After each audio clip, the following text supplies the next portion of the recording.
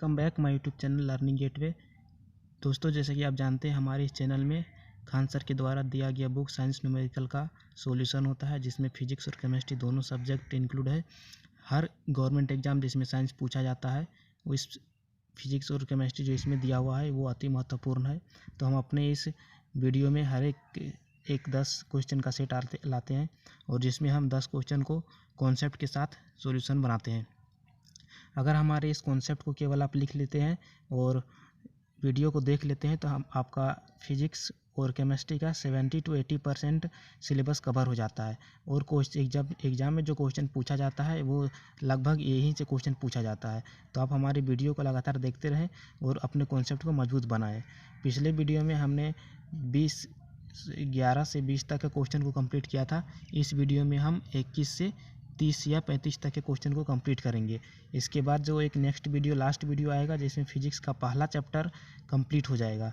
तो चलिए दोस्तों, हम क्वेश्चन को शुरुआत करते हैं। और शुरू करने से पहले आपको बता दें कि हमारे चैनल को ज़रूर सब्सक्राइब करिएगा, ताकि आने वाले वीडियो आप तक पहुंच सके। तो चलिए दोस्तों, हमारा क्वेश्चन को शुरू करते हैं। देखिए, क्वेश्चन नंबर 21 दिया गया है कि दिए गए दूरी समय ग्राफ में चाल का मान क्या होगा, ये हमें निकालने बोला है। तो देखिए, यहाँ पे दूरी समय ग्राफ दिया गया है, जिसमें से दूरी y एक्सिस पे दिया गया है और समय x एक्सिस पे। देखिए यहाँ पे ये हमारा समय का ग्राफ दिया हुआ है और ये हमारा दूरी का ग्राफ दिया हुआ है। ठीक है दोस्तों, तो इसका हम सबसे पहले कॉन्सेप्ट सीखेंगे कि दूरी समय ग्राफ से चाल कैसे निकाला जाता है।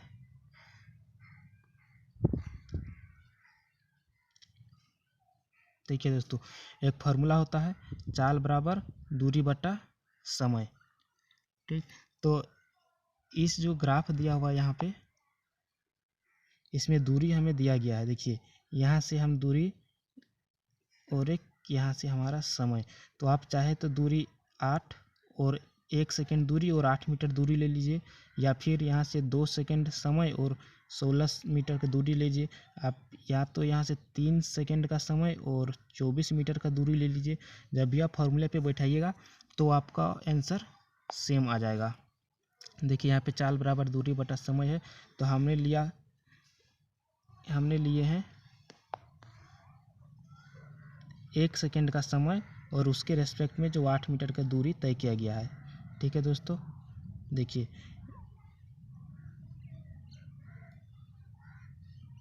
1 सेकेंड का समय और 8 मीटर का जो दूरी तय किया गया है। दोस्तों, आप ऐसा नहीं लीजिएगा कि यहाँ पे समय ज़्यादा लीजिएगा और उसके रेस्पेक्ट में मीटर को कम लीजिएगा। जिस रेस्पेक्ट में दिया गया है वही लीजिएगा। जैसे कि यहाँ पे अगर 1 सेकेंड का समय है तो इसके रेस्पेक्ट में हमारा दूरी 8 मीटर है। तो जब भी समय 1 सेकेंड लीजिएगा तो दूरी उसके रेस्पेक्ट में ही 8 मीटर लेना है। जिस तरह यहाँ पे अगर यहाँ पे हम दूरी, पहले हम समय ही ले लेते हैं। अगर 2 सेकेंड का समय लिए हैं तो इस 2 सेकेंड में तय किया गया दूरी 16 मीटर है, तो हम दूरी 16 मीटर लेंगे, फिर आंसर निकालेंगे। ठीक है दोस्तों, चलिए, तो यहाँ पे देखिए हम दूरी लिए हैं 8 मीटर और समय लिए हैं 1 सेकेंड। तो चाल बराबर हो जाएगा मेरा 8/1। देखिए यहाँ पे हम दूरी लिए हैं 8 मीटर और समय लिए हैं 1 सेकेंड। तो चाल मेरा हो जाएगा दूरी बटा समय बराबर 8 मीटर हो जाएगा इसका आंसर। ठीक है दोस्तों, चलिए नेक्स्ट क्वेश्चन शुरू करते हैं। देखिए, नेक्स्ट क्वेश्चन में दिया है, यदि सरल रेखा में 40 मीटर पर सेकेंड की चाल से गतिशील किसी वस्तु का त्वरण 4 मीटर पर सेकेंड स्क्वायर हो, तो 3 सेकेंड के बाद उसकी चाल कितनी होगी। देखिए यहाँ पे सबसे पहले v स्क्वायर बराबर u स्क्वायर प्लस 2as और चाल बराबर दूरी बटा समय। देखिए, जब भी कोई वस्तु अगर सरल रेखा में दूरी तय करती है तो हमारी पहले वीडियो को आप ठीक से देखिएगा, क्योंकि पहला वीडियो में हम ये बताए हैं कि जो v स्क्वायर बराबर u स्क्वायर प्लस 2as है, और जो बाकी दो इक्वेशन s बराबर ut plus half at square, ये कौन सा वीडियो पे लगता है। सॉरी, ये कौन सा गति में लगता है, सरल रेखीय गति पे लगता है हमेशा, जब भी वस्तु सरल रेखा पे गति कर रहा हो। तो यहाँ पे सरल रेखा में गति बोला है। और देखिए यहाँ पे 40 मीटर पर सेकेंड की चाल से गतिशील है। तो देखिए यहाँ पे u बराबर 0 दिया हुआ है और v बराबर 40 मीटर पर सेकेंड, a बराबर 4 मीटर पर सेकेंड स्क्वायर और t बराबर 3 सेकेंड समय दिया हुआ है। और हमें पूछा गया है कि चाल क्या हुआ है। तो चाल बराबर जैसा कि हम जानते हैं दूरी बटा समय दिया हुआ है। तो हमें दूरी पता होनी चाहिए, जबकि यहाँ दूरी नहीं दिया है। तो दूरी निकालने के लिए हम इस फॉर्मूले को यूज किए हैं, v स्क्वायर बराबर u स्क्वायर प्लस 2s। तो यहाँ v 40 दिया हुआ है, u तो 0 है और 2a 4 है और s तो हमें निकालना है, इसलिए s को s ही रहने दिए हैं। तो ये सब सॉल्व करने के बाद 1600 इक्वल टू 8s आता है। तो s बराबर हो जाएगा 1600 बटा 8 मतलब 200 मीटर। यहाँ से s मेरा निकल गया। अब चाल का फॉर्मूला में पुट करेंगे, चाल बराबर दूरी बटा समय। तो दूरी यहाँ पे 200 मीटर हमें निकल गया है और समय यहाँ पे 3 सेकेंड दिया हुआ है। देखिए समय 3 सेकेंड दिया है, दूरी में है 200 मीटर आ गया है। तो हम दूरी बटा चाल फॉर्मूला पे पुट करेंगे तो 200 बटा 3 मेरा 66.2 बटा 3 आंसर आ जाएगा मीटर पर सेकेंड में। ठीक है, तो देखिए इतना आंसर आ गया। चलिए नेक्स्ट क्वेश्चन को सॉल्व करते हैं। एक बात, हमारे चैनल को आप सब्सक्राइब कर लीजिएगा ताकि हमारे वीडियो आप तक पहुंच सके। देखिए नेक्स्ट क्वेश्चन को सॉल्व करते हैं। अच्छा एक बात और, अगर जब भी आप चाल या दूरी या समय कि आप किसी भी चीज़ को निकालते हैं तो उसका यूनिट ज़रूर पे ध्यान दीजिएगा, क्योंकि हो सकता है कि ऑप्शन में आपका यूनिट चेंज कर दिया गया हो। तो जिस तरह की चाल का यूनिट होता है मीटर पर सेकेंड स्क्वायर, तो आप इस तरह यूनिट को ध्यान दीजिएगा। चलिए नेक्स्ट क्वेश्चन करते हैं। देखिए नेक्स्ट क्वेश्चन 23 है, त्वरण का एसआई मात्रक क्या है। तो देखिए कुछ यहाँ पे हम आपको एसआई मात्रक लिखवा दे रहे हैं, इसको आप याद कर लीजिएगा, क्योंकि फिजिक्स का जब भी क्वेश्चन आता है तो कभी कभार एसआई यूनिट भी पूछ देता है। तो देखिए एसआई मात्रक यहाँ पे है। देखिए एसआई मात्रक का पूछता है तो इसको याद कर लीजिएगा कि त्वरण का एसआई मात्रक मीटर पर सेकेंड होता है, स्क्वायर होता है। चाल का एसआई मात्रक मीटर पर सेकेंड होता है। दूरी का एसआई मात्रक मीटर होता है। समय का एसआई मात्रक सेकेंड होता है और बल का एसआई मात्रक न्यूटन होता है। आप ये सबको याद कर लीजिएगा ताकि जब भी आप क्वेश्चन बनाए उस समय भी आपको यूज होगा। और जब भी एग्जाम में अगर डायरेक्ट पूछ दिया जाए कि त्वरण का या चाल का किसी का एसआई मात्रक क्या होता है तो आप सीधे टिक लगा सकते हैं। ठीक है दोस्तों, तो इस क्वेश्चन को आप ध्यान से देखिएगा। चलिए नेक्स्ट क्वेश्चन 24 नंबर क्वेश्चन करते हैं। देखिए 24 नंबर क्वेश्चन में बोला है कि 50 मीटर पर सेकेंड के वेग से चलती हुई कार, देखिए 50 मीटर पर सेकेंड के वेग से चलती हुई कार एक 10 ग्राम की गोली किसी लक्ष्य में प्रवेश करने से 0.01 सेकेंड के बाद रुक जाती है। देखिए 50 मीटर पर सेकेंड के वेग से चलती हुई एक 10 ग्राम की गोली किसी लक्ष्य में प्रवेश करने के 0.01 सेकेंड बाद रुक जाती है। लक्ष्य द्वारा आरोपित बल का मान निकालें। देखिए हमें बल निकालने बोल रहा है, F बराबर m है। हमें मास दिया हुआ है, देखिए हमें मास दिया हुआ है 10 ग्राम। एक्सलेरेशन नहीं दिया हुआ है तो हमें एक्सलेरेशन निकालना पड़ेगा। तो हम एक्सलेरेशन निकालने के लिए v बराबर u प्लस ए टी का फॉर्मूला यूज़ करेंगे। देखिए ये फार्मूला को कैसे यूज़ किया जाता है, हम क्यों नहीं s बराबर u t plus half a t square यहाँ पे यूज़ किए। तो यहाँ पे देखिए ये दिया हुआ है कि 50 मीटर पर सेकेंड के वेग से चल रही है, मतलब कि u हमारा दिया हुआ है कि 50 मीटर पर सेकेंड वेग से चल रही है। और यहाँ पे दिया हुआ है कि लक्ष्य को जब गोली लगता है जिस पोजीशन पे, उसके बाद तो गोली रुक जाता है, तो वहाँ पे u 0 हो जाएगा। सॉरी देखिए u 50 मीटर पर सेकेंड वेग से चल रही है और v मेरा वहाँ 0 हो जाएगा, क्योंकि अंतिम स्पीड तो गोली लगने के बाद 0 हो जाएगा, क्योंकि गोली रुक जाएगा। और समय हमारा दिया हुआ 0.01 सेकेंड। तो इससे हम डायरेक्ट v बराबर u प्लस ए टी से a निकाल लेंगे और फिर a को F बराबर ma के फॉर्मूला में रख देंगे, जिससे बल निकल जाएगा। यहाँ पे बल का देखिएगा मान नेगेटिव आएगा, क्योंकि बल अपोजिट दिशा में लग रहा होगा तभी गोली रुकेगा। ठीक, तो चलिए पहले v बराबर u प्लस ए टी से हम त्वरण निकाल लेते हैं, जिसको इंग्लिश में एक्सेलरेशन बोलते हैं। ठीक, तो देखिए हम यहाँ पे माने हैं कि u 50 मीटर पर सेकेंड से गोली चल रहा है और यहाँ पे गोली लगने के बाद रुक जाती है, मतलब अंतिम स्पीड गोली का 0 हो गया।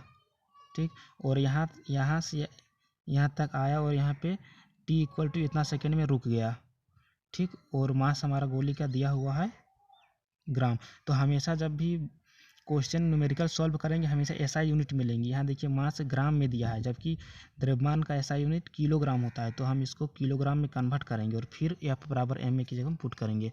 तो चलिए पहले ए निकालते हैं। तो देखिए v = u + at, v तो हो गया 0, u 50 मीटर पर सेकेंड दिया हुआ था, और a × 0.01, तो यहाँ से मेरा a आ गया -50, 5000/0.01, तो यह a बराबर मेरा आ गया -5000 मीटर पर सेकेंड स्क्वायर। मतलब त्वरण हमारा अपोजिट दिशा में लग रहा है, मतलब इसको हम बोलते हैं रिटार्डेशन या मंदन। ठीक, और त्वरण का ऐसा यूनिट क्या होता है, मीटर पर सेकेंड स्क्वायर। ठीक, अब हम a निकल गया है। अब a को फॉर्मूला F = ma पे पुट करेंगे, जिससे मेरा बल निकल जाएगा। तो देखिए यहाँ पे F = ma है, m मास 10 ग्राम दिया हुआ था, लेकिन जब भी फॉर्मूला में पुट करेंगे तो हम उसको एसआई यूनिट में कन्वर्ट करेंगे। तो यहाँ पे 10 ग्राम को किलोग्राम में बदले हैं, इसलिए 1000 से मल्टीप्लाई किए हैं। ठीक, तो देखिए 10/1000 और इंटू a मतलब -5000, तो ये सब तीनों कटने के बाद F = -50 न्यूटन आता है। जैसा कि आप जानते हैं कि F एक सदिश राशि है, उसका दिशा और मात्रा भी दोनों रहता है। तो देखिए नेगेटिव दिशा क्या बता रहा है कि बल हमेशा अपोजिट दिशा में, गोली अगर इस दिशा में जा रहा है तो बल इस दिशा में काम कर रहा है, और कितना मात्रा का, 50 न्यूटन का। तो ऑप्शन हो जाएगा जो भी आपका दिया हुआ होगा, तो F = -50 न्यूटन आंसर। अगर मात्रा में पूछा तो F = 50 न्यूटन अपोजिट दिशा में। ठीक है, चलिए नेक्स्ट क्वेश्चन सॉल्व करते हैं। देखिए नेक्स्ट क्वेश्चन है 25 नंबर क्वेश्चन। इसमें किसी गतिशील पिंड का वेग आधा करने से उसका संवेग क्या होगा। ये कोई एक वस्तु है जो कि गति में है, और बोल रहा है कि उसका अगर वेग को आधा हम कर देते हैं तो उसका संवेग का इंग्लिश होता है मोमेंटम क्या होगा। तो सबसे पहले हम कॉन्सेप्ट को सीखेंगे कि मोमेंटम क्या होता है। तो देखिए यहाँ पे मोमेंटम का हिंदी होता है संवेग का फॉर्मूला होता है संवेग = द्रव्यमान इंटू वेग, जो भी मास दिया हुआ है उसका मल्टीप्लाई इंटू वेग। ठीक, यही है मेरा संवेग। तो देखिए प्रश्न से क्या दिया हुआ था कि अगर वेलोसिटी को हम वेग को आधा कर देते हैं और मास तो को सेम रहता है, मास तो मास ही रहेगा, उसको हम कुछ नहीं किए हैं, तो P बराबर क्या होगा, मोमेंटम क्या होगा। तो देखिए मोमेंटम का फॉर्मूला होता है P = mv। यहाँ पे मास तो सेम एज v को v/2 कर दिए, तो देखिए 1/2 mv हो गया। mv को हम लिख सकते हैं P लिख सकते हैं, क्योंकि देखिए यहाँ पे P = mv है, तो mv को P लिख सकते हैं। तो P = P' मान लीजिए, इसको नहीं छोड़ दीजिए, P ही रहने दीजिए P। तो P क्या होगा, जो नया P आ गया P, इसको P' ले लीजिए। P' बराबर क्या हो जाएगा, ये P/½ मतलब कि संवेग जो हो जाएगा वो आधा हो जाएगा। ठीक है, तो अगर यही जहाँ संवेग का एसआई यूनिट क्या हो जाएगा, संवेग का जो एसआई यूनिट हो जाएगा वो देखिए द्रव्यमान का एसआई यूनिट होता है kg, इंटू वेग का एसआई यूनिट होता है मीटर पर सेकेंड। तो इसका एसआई यूनिट हो जाएगा kg मीटर पर सेकेंड। इसको याद रखिएगा, संवेग का एसआई यूनिट kg मीटर पर सेकेंड। चलिए नेक्स्ट क्वेश्चन देखते हैं।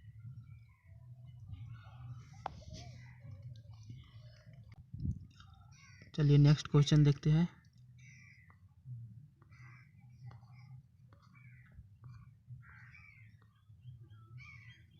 यहाँ पे क्वेश्चन 25 के बाद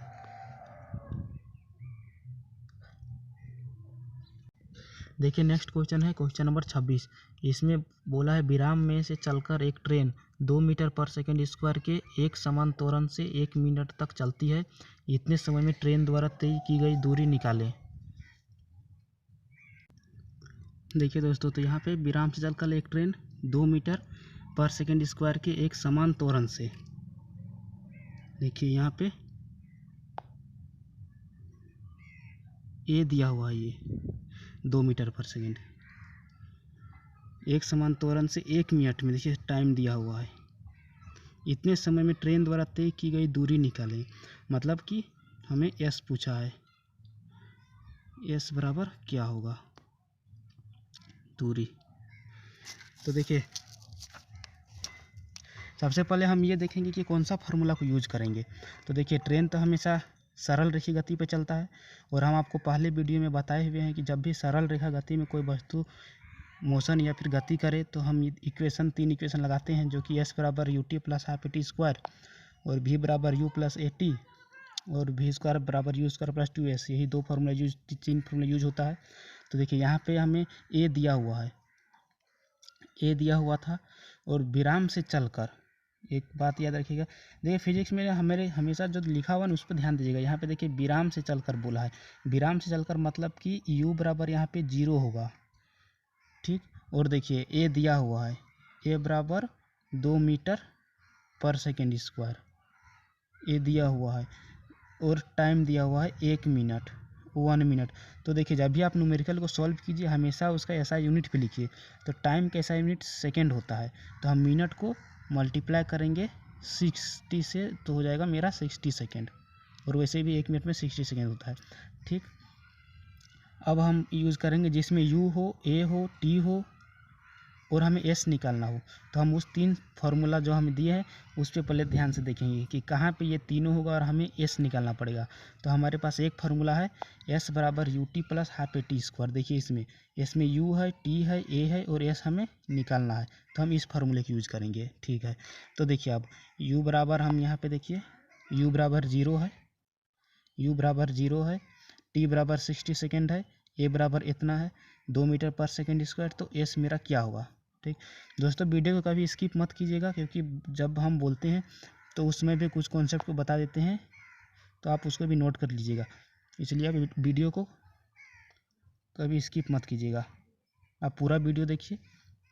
तो देखिए एस बराबर u t plus half a t square के फॉर्मूला में लगा दिए हैं, u equal to 0 into 60 plus 1/2 into 2 गुना 60 गुना 60, टी का स्क्वायर है इसलिए 60 गुना 60। तो मेरा एस बराबर 3600 मीटर आ गया। तो आंसर हो जाएगा 3600 मीटर का दूरी तय करेगी, ठीक। चलिए दोस्तों अब नेक्स्ट क्वेश्चन शुरू करते हैं, क्वेश्चन नंबर 27। देखिए क्वेश्चन नंबर 27 ने बोला है कि 24 न्यूटन का कोई बल किसी वस्तु पर लगाकर 12 मीटर पर सेकेंड स्क्वायर तथा दूसरी पर लगाकर 6 मीटर पर सेकेंड स्क्वायर का त्वरण उत्पन्न करता है। यदि दोनों वस्तुएं एक साथ बांध दी जाए तो वह बल कितना त्वरण उत्पन्न करेगा। तो हम बल समान लगा रहे हैं 24 न्यूटन का, ठीक। बल मेरा 24 न्यूटन का लग रहा है, लेकिन दो बार, देखिए बल जब 24 न्यूटन को लगाकर एक बार हम 12 मीटर पर सेकेंड स्क्वायर का त्वरण डेवलप कर रहे हैं, और वही बल हम किसी दूसरे वस्तु पर लगा कर 6 मीटर पर सेकेंड स्क्वायर का त्वरण बना रहे हैं। तो क्वेश्चन में पूछ रहा है कि अगर हम दोनों वस्तु को एक साथ बांध दी जाए और फिर हम 24 न्यूटन का ही बल लगाए तो त्वरण कितना उत्पन्न करेगा। तो चलिए एक एक करके सॉल्व करेंगे। देखिए फार्मूला तो एफ दिया हुआ है और ए दिया हुआ है, तो हम पहले वस्तु का मास तो पता नहीं है, तो पहले मास निकालेंगे, तब न त्वरण निकालने में होगा। एफ बराबर एम ए से ए बराबर एफ बाई एम करके। तो देखिए सबसे पहले प्रश्न से देखिए, पहली वस्तु का द्रव्यमान है m1, यह हम मान लिए हैं। तो पहली वस्तु पर लगने वाला बल 24 न्यूटन, ठीक। पहली वस्तु का द्रव्यमान यह है बल 24 न्यूटन। और पहली वस्तु पर उत्पन्न त्वरण कितना होगा। तो एफ बराबर मान ली कि m1 हो गया और त्वरण a1 है, तो एफ बराबर m1 a1। देखिए m1 a1, तो देखिए तो m1 बराबर एफ बाई a1। तो हम 24 न्यूटन का बल दिए थे, त्वरण 12 मीटर पर सेकेंड स्क्वायर था, तो 24/12 हो गया 2 kg। मतलब कि इससे निकल गया मेरा कि पहला जो मास था वह 2 kg का था। अच्छा इसी प्रकार हम दूसरा मास का निकालेंगे तो m2 बराबर हो जाएगा हो जाएगा F/A2। F बराबर 24 न्यूटन दिया गया था और एक्सेलरेशन 6 मीटर पर सेकेंड स्क्वायर। तो देखिए 24/6 मीटर पर सेकेंड स्क्वायर बराबर 4 kg। तो मेरा मतलब ये मेरा M1 हो गया, ये मेरा M2 हो गया। और बल तो हमें पता है कि 24 न्यूटन दिया हुआ है। तो अब बोला है कि अगर दोनों वस्तुओं को एक साथ जोड़ देने पर, तो हम दोनों वस्तुओं को एक साथ जोड़ दिए हैं। देखिए M1 + M2, ठीक, M1 + M2 2 + 4 हो जाएगा मेरा 6 kg। तो मेरा फाइनल M1 + M2 हो जाएगा 6 kg। बल तो मेरा दिया हुआ है 24 न्यूटन और हमें पूछा है एक्सेलरेशन। तो फार्मूला यूज़ करेंगे। यहाँ पे फार्मूला F बराबर ma ही यूज़ किए हैं, जहाँ m बराबर M1 + M2 है। तो a बराबर हो जाएगा F/M1 + M2। F मेरा 24 न्यूटन दिया हुआ था और M1 + M2 6 kg आया था। तो मेरा आ जाएगा 4। मतलब इसका यूनिट क्या हो जाएगा, देखिए एक्सेलरेशन है तो यूनिट हो जाएगा क्या, मीटर पर सेकेंड स्क्वायर। ध्यान दीजिएगा। तो त्वरण मेरा हो जाएगा 4 मीटर पर सेकेंड स्क्वायर। ठीक है दोस्तों।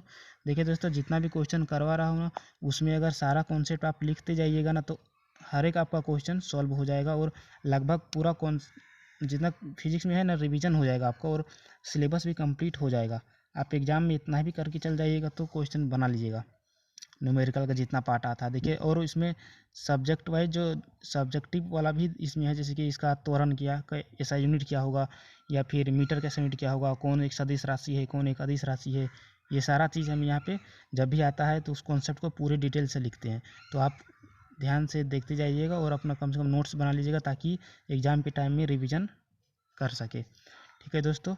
और इस बुक को आप चाहे तो ख़रीद लीजिए और उस बुक को दोबारा से बनाने की कोशिश कीजिए।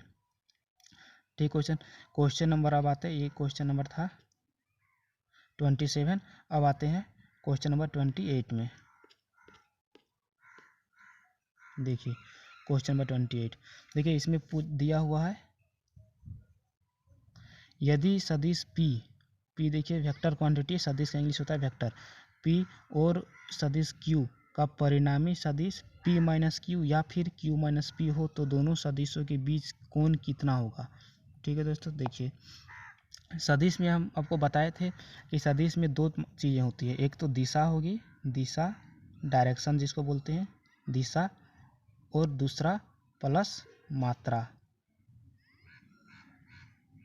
मात्रा। तो देखिए सदिश को दिखाने के लिए हम एरो का इस्तेमाल करते हैं, ये एरो। तो जिसमें से देखिए एरो का जो ये होता है, ये लेंथ हमको देता है मात्रा। और जो ये एरो का जो ये पार्ट है, ये हमको बताता है दिशा। तो सदिश को इसे दिखाते हैं। अच्छा दोस्तों, ठीक है। तो अगर हम किसी सदिश को दिखाना चाहते हैं तो एक एरो से हम दिखा सकते हैं, ये एरो से दिखा सकते हैं। ठीक। तो ये अगर हम मान लें कि सदिश P है, तो इसके रेस्पेक्ट में अगर कोई दूसरा एरो का हम दिशा अगर इधर कर देते हैं, तो ये हो जाएगा -P, क्योंकि दिशा सदिश में दिशा होता है और हम इस दिशा को उल्टा कर दिए हैं तो माइनस में आ जाएगा। इसी तरह क्वेश्चन में बोला है कि अगर P और -Q, जब भी आपको वेक्टर P है दिखाते हैं इस तरह, और ये एक Q है दिखाते इस तरह, तो अगर दोनों को जोड़ा जाता है तो ये हो गया जोड़। दोनों अगर सेम दिशा में है, ये भी इसी दिशा में है और ये भी इसी दिशा में है। ठीक है दोस्तों। अगर एक हो जाएगा P अगर हमारा इस दिशा में है, ठीक, और Q जो हो अगर इस दिशा में है, तो हम Q के पहले माइनस लगा देंगे। तो जब हम जोड़ेंगे इन दोनों को तो P प्लस और -Q हो जाएगा, -Q हो जाएगा। तो ये दोनों मिलके हो जाएगा P plus into minus Q। ये देखिए P - Q। तो देखिए अब करते हैं। देखिए तो यहाँ पे बोला है कि P और -Q, मतलब कि एक का दिशा इस दिशा में होगा, इस दिशा में एक का दिशा होगा और दूसरे का दिशा इस तरह का दिशा में होगा। तो देखिए अगर हम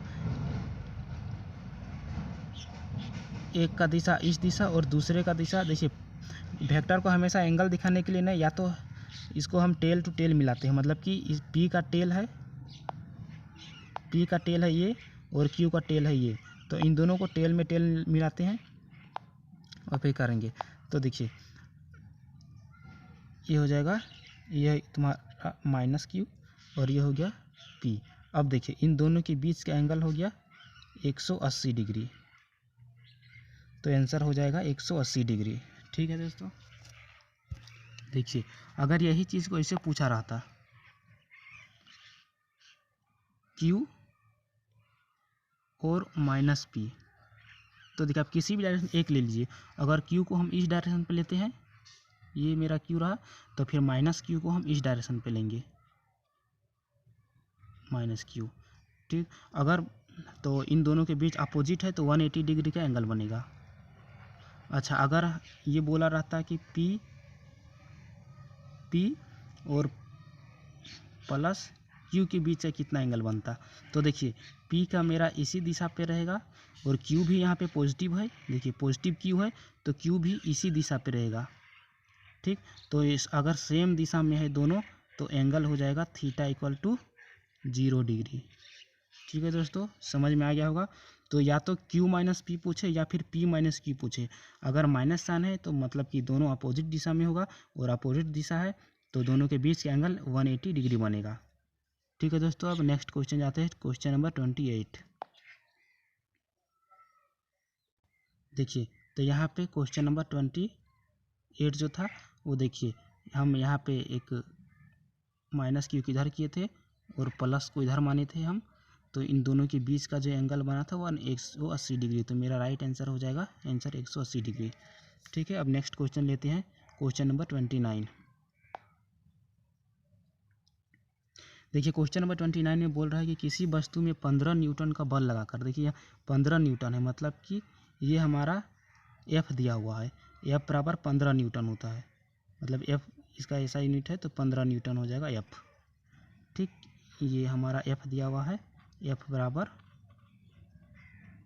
15 न्यूटन। ठीक, बल लगाए जाने के कारण उसमें 5 मीटर का विस्थापन होता है, मतलब विस्थापन को एक सदिश राशि विस्थापन, इसलिए विस्थापन के ऊपर हम एरो लगाते हैं, एफ भी वैसे भी एक सदिश राशि है। तो ये 5 मीटर का विस्थापन हो रहा है, 5 मीटर लिख दिए।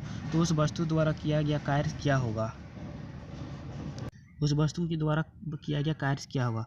तो देखिए कार्य के लिए हम सबसे पहले से एक फार्मूला जानते हैं। देखिए जब भी कार्य आपको पूछा जाए तो कार्य इक्वल टू होता है बल इंटू विस्थापन, बल गुना विस्थापन। तो सीधा आप इस फार्मूले को याद रख लीजिए, बहुत इंपॉर्टेंट फार्मूला है, आप इसको याद रख लीजिए। वैसे यहाँ पे दिया गया हर एक फार्मूला इंपॉर्टेंट है, कभी भी क्वेश्चन किसी भी फार्मूले पे आधारित पूछा जा सकता है। तो देखिए आप 29 क्वेश्चन नंबर पे कार्य पूछा है तो कार्य की इक्वल टू होता है बल गुना विस्थापन, मतलब कि work equal to force into displacement. तो यहाँ फोर्स दिया हुआ है न्यूटन, 15 न्यूटन, और विस्थापन दिया हुआ है 5 मीटर, तो दोनों को यहाँ पे मल्टीप्लाई कर देंगे। तो देखिए नेक्स्ट, देखिए 15 गुना 5 बराबर 75 न्यूटन, ये 75 जूल। और याद रखिएगा कि जो कार्य का ऐसा यूनिट है वो जूल है, ये कार्य का यूनिट होता है जूल, जिसको जे से दिखाते हैं, जे याद रखिएगा, पूछ सकता है। चलिए नेक्स्ट क्वेश्चन करते हैं, क्वेश्चन नंबर 30। और दोस्तों ये क्वेश्चन आज का वीडियो का लास्ट क्वेश्चन होगा, उसके बाद आने वाला अगला जो वीडियो होगा उस पर हम 31 से लगभग 45 क्वेश्चन, तो उसमें टोटल क्वेश्चन कवर कर लेंगे 45 तक, और फिजिक्स का पहला चैप्टर कंप्लीट हो जाएगा। और आप इस चैप्टर को अगर एक एक क्वेश्चन को आप बना लीजिएगा और कॉन्सेप्ट को याद कर लीजिएगा, समझ जाइएगा, तो आपका फिजिक्स कंप्लीट हो जाएगा पहला चैप्टर। उसी तरह दूसरा तीसरा बाकी टोटल कवर करेंगे। तो देखिए क्वेश्चन नंबर 30 में क्या बोला है कि कोई पिंड विरामावस्था से चलना प्रारंभ करता है। देखिए यहीं पे बता दिया है कि कोई पिंड विरामावस्था से चलना प्रारंभ हो रहा है, मतलब कि हो गया u इक्वल टू विरामावस्था, मतलब कि u इक्वल टू जो है वो 0 हो गया। यदि त्वरण, देखिए यहाँ पे त्वरण दिया हुआ है a बराबर दिया है 4 मीटर पर सेकेंड स्क्वायर हो तो 4वें सेकेंड में ये टी इक्वल टू 4 सेकेंड ये नहीं दिया हुआ है यहाँ पे। एक बात को हमेशा याद रखिएगा कि अगर टी इक्वल टू अभी बोला रहता है कि 4 सेकेंड में, तो फिर टी इक्वल टू 4 सेकेंड होता, लेकिन यहाँ पे 4वें सेकेंड में बोला है तो इसका दूसरा फार्मूला यूज होता है। और जब भी क्वेश्चन में 4 सेकेंड के अंत में बोलेगा या फिर 4 सेकेंड तक बोलेगा तो वो हमेशा टी इक्वल टू होता है, लेकिन यहाँ पे 4वें सेकेंड, दूसरे सेकेंड, 5वें सेकेंड, जो इस तरह का क्वेश्चन होता है, जो समय इस तरह बता रहा था, इसका एक दूसरा फार्मूला होता है। इसको याद कर लीजिएगा, बहुत इंपॉर्टेंट है, कभी कभार इससे भी क्वेश्चन पूछ दिया जाता है। तो देखिए वो आपका फार्मूला है, देखिए यहाँ पे एस एन बराबर you plus half A into 2n-1 2n-1। देखिए ये बहुत इंपॉर्टेंट फार्मूला है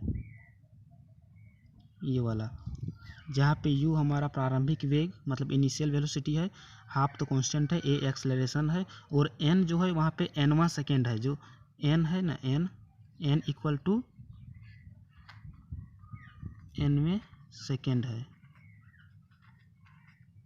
जैसे अभी बोला है क्वेश्चन में 4वां सेकेंड, 5वां सेकेंड, 10वां सेकेंड, तो n इक्वल टू हो जाएगा 4, 5, 10 जितना सेकेंड बोलेगा। तो देखिए यहाँ पे हमको s निकालने बोला था, तो देखिए s के लिए हम यहाँ पे दिया हुआ है u equal to 0, a 4 metre पर सेकेंड और n बराबर 4। तो देखिए हम निकाल रहे हैं एस एन बराबर u प्लस वैल्यू सारा पुट कर दीजिए, 0 हाफ यहाँ पे हो जाएगा, a 4 दिया हुआ है, 2 इंटू 4वां सेकेंड बोला है तो n बराबर 4 -1, सारा कैलकुलेट करने के बाद 14 मीटर आंसर आ जाएगा। तो हमारा आंसर आ गया यहाँ पे 14 मीटर। ठीक है दोस्तों, ये रहा मेरा 14 मीटर। ठीक, तो जब भी nवां सेकेंड बोलेगा तो हमेशा n इक्वल टू हो जाएगा, जितना भी सेकेंड बोला है वो हमेशा n इक्वल टू हो जाएगा। ठीक है दोस्तों, तो आज के लिए इतना कंप्लीट। नेक्स्ट वीडियो पे इसके बाद का क्वेश्चन करेंगे, और हमारे चैनल को अभी सब्सक्राइब नहीं किया है तो आप जल्दी से सब्सक्राइब कर लीजिए ताकि आने वाला वीडियो आप तक पहुंच पाए। Thank you.